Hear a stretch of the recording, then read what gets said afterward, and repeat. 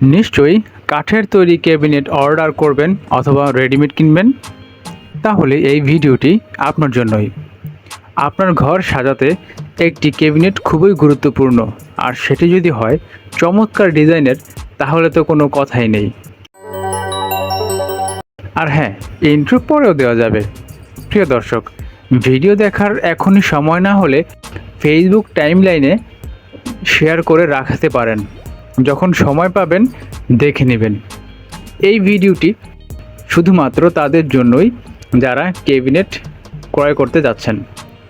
Cabinet order বা ক্রয় করার আগে এই ভিডিওটি দেখলে ক্যাবিনেট সম্পর্কে আশা করি আপনি একটি ধারণা পেয়ে যাবেন।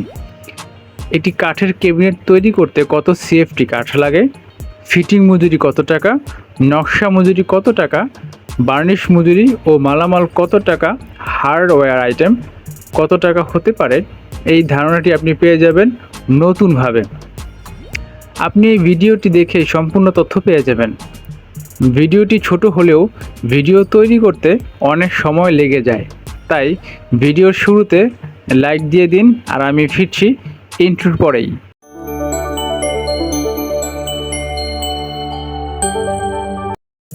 ভিউয়ার্স, এতক্ষণ যাবৎ যেই ডিজাইনটি আপনারা দেখছেন, আপনার এই ধরনের ডিজাইন পছন্দ হয় তাহলে এই ডিজাইনটির নকশা মজুরি 5,000 টাকা। উল্লেখ্য, এই ডিজাইনটি চয়েস না হলেও এই চ্যানেলে জনপ্রিয় সব ক্যাবিনেটের ছবি একসাথে করে ভিডিও তৈরি করা আছে। ডেসক্রিপশনে লিংক দেওয়া আছে, দেখলে নিশ্চয়ই কোনো না কোনো ডিজাইন আপনার পছন্দ হবেই। আর যদি এর চেয়ে বেশি নকশা হয় তাহলে নকশা মজুরি বাড়বে, আর যদি কম নকশা হয় তাহলে নকশা মজুরি কমবে। এটা নির্ভর করবে আপনার রুচির ওপর, যে আপনি কেমন ক্যাবিনেট বানাবেন, গর্জিয়াস নাকি সিম্পল। আপনারা দেখতে পাচ্ছেন গর্জিয়াস ও সিম্পল ডিজাইনের পার্থক্য। এই তো গেল ডিজাইন মজুরির কথা। এবার আসি ফিটিং মজুরি, অর্থাৎ যিনি ক্যাবিনেটটি তৈরি করবেন তার মজুরি 6,000 টাকা। মনে রাখবেন, মিস্ত্রির কাজের মান ও স্থান ভেদে মজুরি কম বেশি হতে পারে। এবার বার্নিশ মিস্ত্রির মজুরি ও রঙের মালামাল সহ মোট 5,500 টাকা। মিস্ত্রির কাজের মান ও স্থান ভেদে মজুরি কম বেশি হতে পারে, যেমন ঢাকার ভেতরে এক ধরনের মজুরি, ঢাকার বাইরে গ্রাম অঞ্চলে মজুরি একটু কম হতে পারে। এবার হার্ডওয়্যার আইটেম যেমন প্লাইবোর্ড, গ্লাস, লক, হ্যান্ডেল, কবজা, এগুলো 5,000 টাকার মধ্যেই সম্পূর্ণ হয়ে যাওয়ার কথা।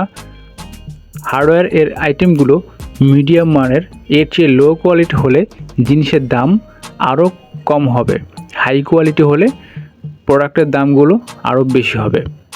এবার বলবো কাঠের কথা। কাঠ যত ভালো নেবেন ক্যাবিনেট এর দাম তত বেশি হবে। কোন কাঠ দিয়ে ফার্নিচার বানালে বেশি দিন লাস্টিং করবে এই সম্পর্কে এই চ্যানেলে ভিডিও রয়েছে, আর সেই ভিডিওর লিংক ডেসক্রিপশনে দেওয়া থাকবে, দেখে নিতে পারেন।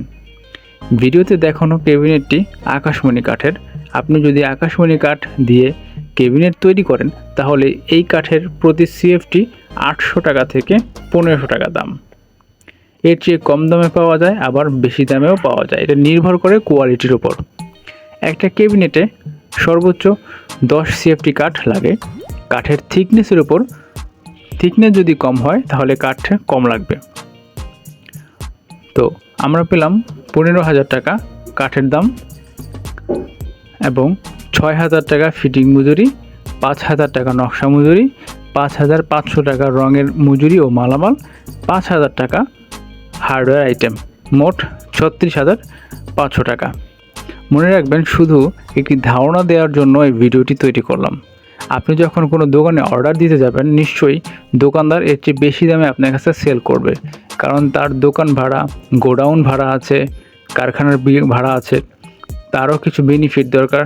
তো সব মিলিয়ে কিন্তু এর চেয়ে বেশি দামে আপনাকে কিনতে হবে। তো দর্শক, যদি ভিডিওটি আপনার কোনো উপকারে আসে তো অবশ্যই লাইক দিবেন, শেয়ার করবেন, সাবস্ক্রাইব করতে ভুলবেন না। পরবর্তী ভিডিও দেখার আমন্ত্রণ জানিয়ে শেষ করছি। আল্লাহ হাফেজ।